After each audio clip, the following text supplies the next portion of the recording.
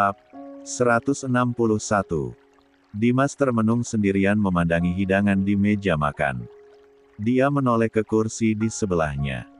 Hatinya hampa. Betapa dia mengingat semua kebaikan Gendis selama beberapa bulan menjadi istrinya.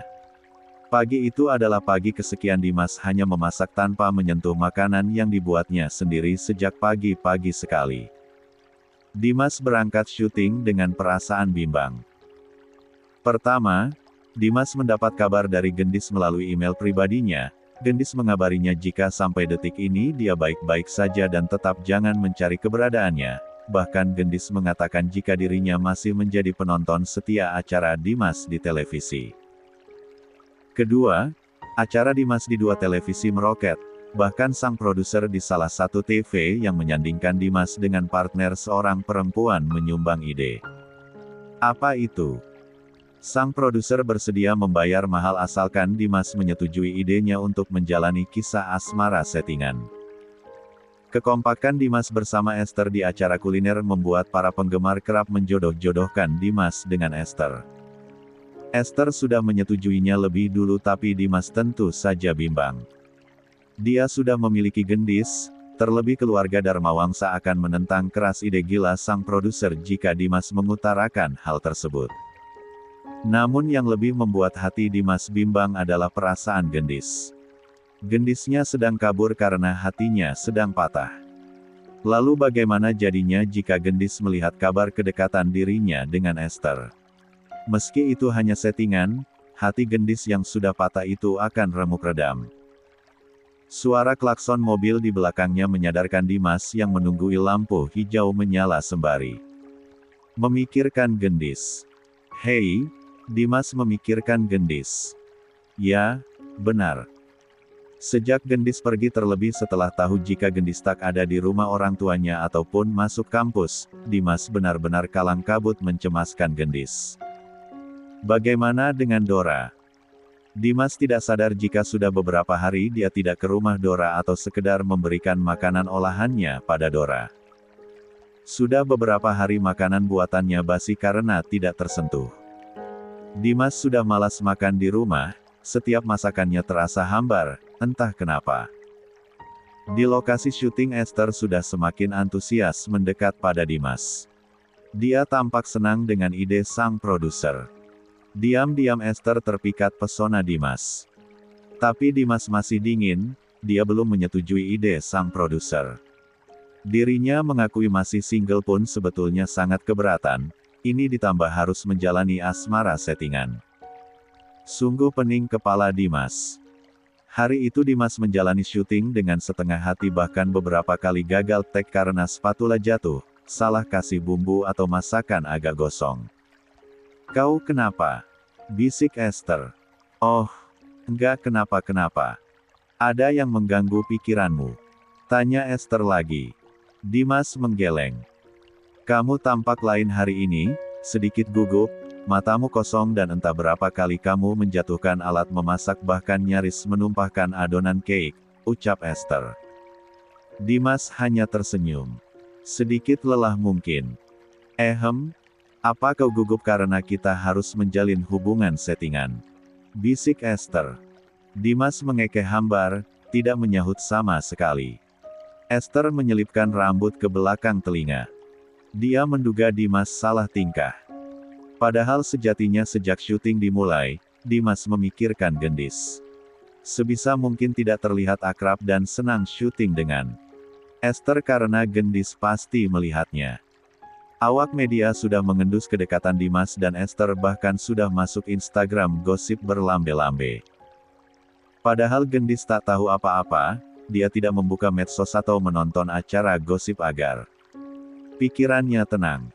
Rangga yang mengenalkan Dimas pada sang produser jelas menentang ide gila tersebut. Dia pun mewanti-wanti Dimas untuk menolak menjalin asmara settingan dengan Esther. Bukan Rangga, bukan Suzana atau Dimitri bahkan Reza sekalipun yang dipikirkan Dimas, melainkan Gendis. Loh, kok bisa? Sejatinya hati manusia adalah kuasa Tuhan. Membolak-balikkan hati dan perasaan manusia bagi sang Halik sungguh semudah membalikkan telapak tangan.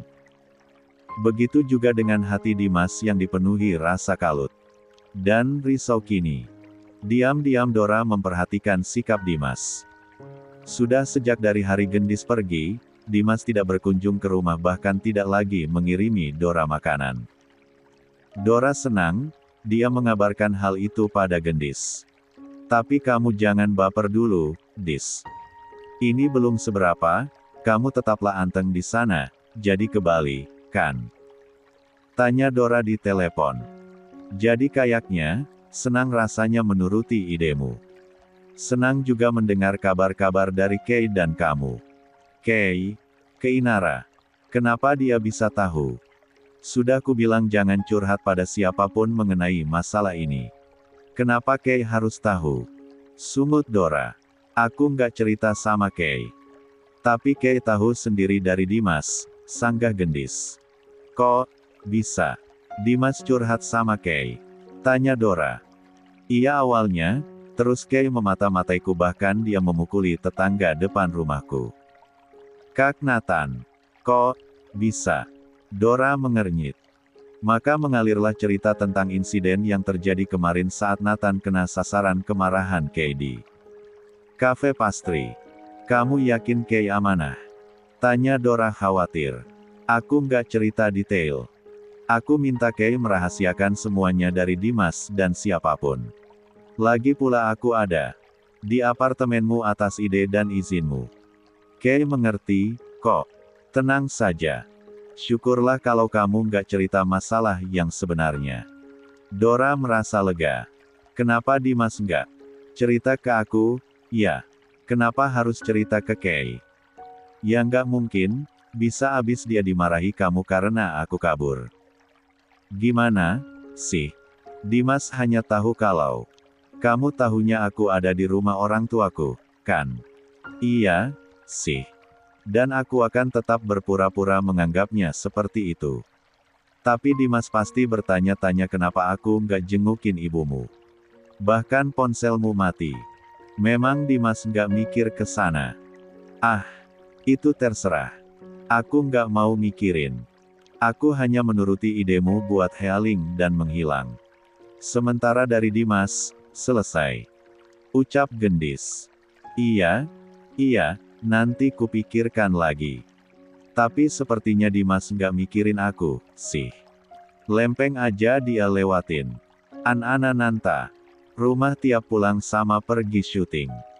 Baguslah. Sahut Dora. Gendis benar-benar berangkat ke Bali 2 hari kemudian. Semua biaya akomodasi ditanggung Dora. Bahkan Gendis menginap gratis di salah satu resort milik keluarga Dharmawangsa di sana. Enak sekali jadi sahabatnya Dora, iya. Serasa bulan madu sendiri ini, sih. Coba kamu ikut, Ra. Kita seru-seruan bareng di sini. Apa aku nyusul ke Bali, Dis? Kiki Dora. Tapi entar suamiku curiga. Sudahlah, lanjutkan healingmu dan tetaplah have fun, oke? Dora senang karena Gendis menikmati acara healingnya. Dia ingin Gendis bahagia. Malam hari selepas syuting Dimas gelisah tak bisa tidur. Apa mungkin Dimas mulai merindukan Gendis? Dimas sudah menulis belasan email pada Gendis tapi tak satu pun dibalasnya. Dimas resah, dia benar-benar gundah memikirkan Gendis. Rumah rasanya sepi tanpamu. Paling tidak katakan di mana keberadaanmu, aku janji tidak akan menemuimu. Aku menghormati keputusanmu untuk menghilang sementara dari hidupku. Aku hanya ingin memastikan apa benar kau baik-baik saja. Isi email Dimas yang ke-21. Namun di sana Gendis tidak tahu jika Dimas mengiriminya banyak email. Gendis mengirimi Dimas email dari email baru yang langsung kembali dia hapus dari ponselnya. Gendis benar-benar mengikuti saran Dora. Meski sedikit baper, Gendis senang dan ingin tahu usaha Dimas memperjuangkannya kembali. Sudah 4 hari Gendis berada di Bali, menikmati indahnya panorama Bali dengan perasaan riang. Sepak. 2 minggu berlalu sejak kepergian Gendis ke Bali. Dimas makin tampak kurus. Dim, kamu kemana aja?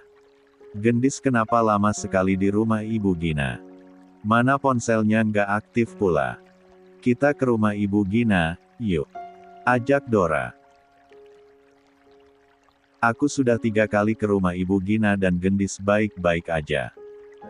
Dia bilang sedang kangen berat dengan Ibu Gina dan Ayah Gopur. Gendis juga titip salam padamu, dia memang sengaja menonaktifkan ponsel. Sedang healing, dusta Dimas membuat Dora ingin terbahak saja. Kamu kurusan, kangen Gendis, iya. Goda Dora. Aku memang jarang makan di rumah. Karena nggak ada Gendis. Sedikit kurang bersemangat tapi apa mau dikata, Gendis sedang ingin bersama orang tuanya lebih lama. Tak apa, aku sudah memberinya izin penuh, kok. Dimas tersenyum pada Dora. Ingin sekali Dora tertawa terpingkal-pingkal. Sampai detik ini kamu masih saja berbohong padaku, Dim. Tapi baguslah, aku memang tak ingin kau tahu kalau aku tahu tentang perasaanmu padaku. Akan sangat canggung nantinya. Biar seperti ini saja sampai kamu menyadari ada cinta di hatimu untuk Gendis, aku yakin itu, Dim. Batin Dora. Sepeninggal Dora, Dimas segera membuat iklan di internet. Dimas membuka lowongan pekerjaan untuk 2 orang asisten rumah tangga, 1 asisten penata kebun dan 1 lagi untuk driver. Total Dimas menghiring 4 orang pekerja. Wow, apa yang sedang direncanakan Dimas? Rumahnya tidak ada kebun, hanya ada halaman yang tidak terlalu luas dan ditanami beberapa pot tanaman hias milik Gendis. Apa Dimas lelah merasa sendirian di rumahnya? Tubuh Dimas memang tampak kurusan. Bahkan banyak warganet yang mengomentari betapa Dimas tampak lebih kurus. Dimas tak peduli, dia hanya sedang merencanakan sesuatu. Dora hari ini malas sekali memasak. Dia hanya ingin rebahan dan menggambar. Sejak dirinya sibuk mengurus rumah sendirian dan terus saja belajar memasak, Dora nyaris jarang menyentuh pensil warnanya. Kali ini Dora menggambar rumah sebelah yang sudah berubah asri karena setiap 2 kali dalam seminggu, ada orang yang datang untuk merawat rumah. Daniel bilang, rumah itu sudah dibeli orang tua Daniel beserta isinya. Saat Dora tengah menggambar dari jendela kamar, dia melihat sepasang suami istri berjalan santai di sore hari. Mendadak wajah Dora menjadi muram melihat wanita yang berjalan di sisi sang pria tengah berbadan 2. Dora mengelus perutnya yang masih saja rata. Belasan tespek sering dia lempar kesal dengan asal karena hasilnya selalu saja garis 1. Ingin sekali dia menemui tantenya Cynthia di rumah sakit lalu diam-diam memeriksakan diri. Kenapa dirinya masih jua belum hamil? Ada kekhawatiran di hati Dora bagaimana jika sebentar lagi Cici yang akan menikah dengan Guntur tiba-tiba hamil lebih dulu. Selera menggambar Dora menjadi lenyap. Dia membereskan pensil warna lalu merebahkan diri di atas tempat tidur. Bagaimana jika Gendis dan Dimas baikan lalu mereka bersentuhan dan cepat menghasilkan keturunan? Dora semakin gelisah. Apa aku terlalu capek mengurus rumah? Tapi aku sama sekali nggak capek. Malah banyak waktu santai setelah aku mengerjakan pekerjaan rumah. Apa pikiranku stres? Bagaimana bisa stres memiliki suami tampan, penyayang dan tak diragukan lagi kesetiaannya? Dora bergumam pelan dengan perasaan gundah. Diliriknya jam dinding kamar, masih jam 4 sore. Tadi saat makan siang Rangga mengatakan padanya jika dirinya pulang sekitar jam 9 malam. Andai saja ada Gendis, pasti dia akan meluapkan kegundahannya pada Gendis. Dora memejam dan mengatur napas dengan pelan, berusaha menenangkan hati serta pikirannya, tapi lalu terdengar bel pintu berbunyi. Dora mengerutkan kening. Suamiku pulang. Nggak jadi pulang malam. Gumam Dora senang seraya keluar dari kamar. Namun bukan mobil Rangga yang terparkir di depan rumah. Bel pintu kembali berbunyi. Dora mengintip dari balik tirai jendela. Dia terkejut dan tertegun sejenak. Kak Eugene. Ngapain dia kesini? Tahu rumah ini dari mana? Dora bertanya dalam hati. Bel pintu terus saja berbunyi, akhirnya Dora memutuskan untuk menyambut kedatangan Eugene. Hai, sapa Eugene lembut dan anggun. Oh, hai, sahut Dora ceria. Masih ingat aku, Kak Eugene? Eugene mengangguk. Silakan masuk. Sendirian? Iya, aku sendirian. Eugene masuk dengan langkahnya yang gemulai. Sebetulnya Dora menyukai sosok Eugene yang tinggi semampai, berwajah teduh dan berkelas serta bersuara lembut. Rumah yang nyaman, ujar Eugene duduk dengan tumpang kaki. Tungkai Eugene yang panjang begitu sempurna dengan posisinya yang tumpang kaki. Kulitnya mulus serta sangat harum. Padahal Dora sendiri tak kalah menggemaskan penampilannya. Daster polkadot tanpa lengan, rambut dicepol asal hingga rambutnya terurai tak beraturan tapi tetap saja tampak menggemaskan. Kulit Dora sama putih, hanya bedanya, Eugene tinggi semampai, sementara Dora bertubuh mungil, cute dan bersuara manja. Ada keperluan apa kesini? Tanya Dora. Eugene tersenyum. Sudah berapa lama pernikahanmu dengan Rangga? Eugene balik bertanya. Sudah. Kalian hanya tinggal berdua di rumah ini. Setelah Eugene memotong ucapan Dora. Dora mengangguk. Eugene tersenyum dengan kedua matanya yang sayu. Dia melirik lekat ke arah perut Dora. Dora seketika menegang. Kalian belum dikaruniai seorang anak? Tanya Eugene pelan. Dora menggeleng pelan dengan senyum kaku. Bibir tipis Eugene membentuk senyum kecil. Dia menunduk seraya bersidekap. Kau tahu, dulu Rangga pernah bilang ingin sekali segera punya anak kelak jika dia sudah menikah. Dia mendambakan sepasang anak, lelaki dan perempuan, ujar Eugene pelan dan halus. Dora menunduk lalu menyentuh perutnya. Sebentar lagi aku pasti hamil dan bisa memberikan sepasang anak lelaki dan perempuan untuk suamiku. Eugene tertawa pelan. Kapan? Ini sudah berapa bulan? Nyaris 6 bulan kalian menikah dan perutmu masih saja rata. Apa kamu tidak pernah memeriksakan diri ke dokter? Baik-baik sajakah kandunganmu? Eugene tersenyum tipis. Dora menatap Eugene dengan sela senyum di bibirnya. Kak Eugene kesini hanya ingin mengomentari. Aku belum hamil.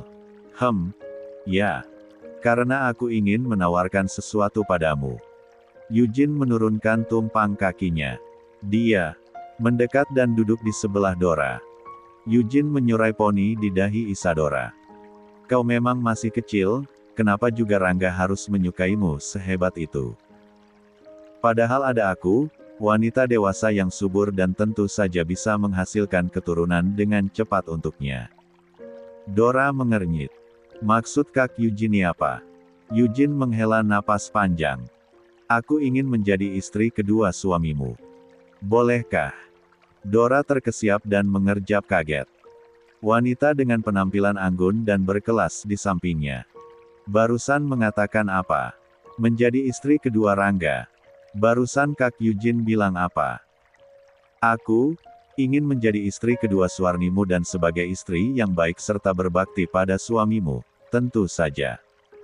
Kau harus menyetujuinya, Eugene berkata dengan sorot mata tajam. Dora tertawa geli. Tawaran macam apa ini? Memangnya suamiku mainan yang bisa dibagi? Suamimu bukan mainan, dia sangat berharga hingga aku harus memilikinya meski dia sudah beristri sekali. Ucap Eugene halus seraya tersenyum mengintimidasi. Dora menggeleng dengan menahan senyum. Dia juga sangat berharga bagiku dan tentu saja aku tidak berkenan membagi suamiku dengan perempuan manapun termasuk Kak Eugene. Tandas Dora. Kamu bisa apa? Kamu tak bisa membuat Rangga bahagia karena tidak bisa hamil, Isadora. Eugene tetap berkata halus dan pelan namun terasa menyakitkan. Hidupku lebih dari bahagia karena bisa memiliki Isadora. Atas izin siapa kamu muncul di rumahku lalu berkata seenaknya pada istriku, Eugene? Tiba-tiba Rangga muncul di pintu masuk seraya menatap Eugene tajam. Eugene sungguh terkejut dengan kedatangan Rangga. "Bu, bukankah kau sedang meeting hingga malam hari?" Eugene berkata gugup. "Pikiranku gelisah sepanjang meeting berlangsung, sangat gelisah. Aku berhak membatalkan meeting kapanpun aku mau. Jadi ini alasan aku gelisah sepanjang hari ini. Kau muncul di rumahku tanpa seizinku. Keluar. Kau bukan tamu yang kuinginkan." Rangga berkata sangat tegas dengan sorot mata tajam sembari melebarkan daun. "Pintu. Jangan buru-buru seperti itu, aku hanya ingin menawarkan kerjasama untuk istrimu agar tugasnya melayanimu terasa ringan," ucap Eugene.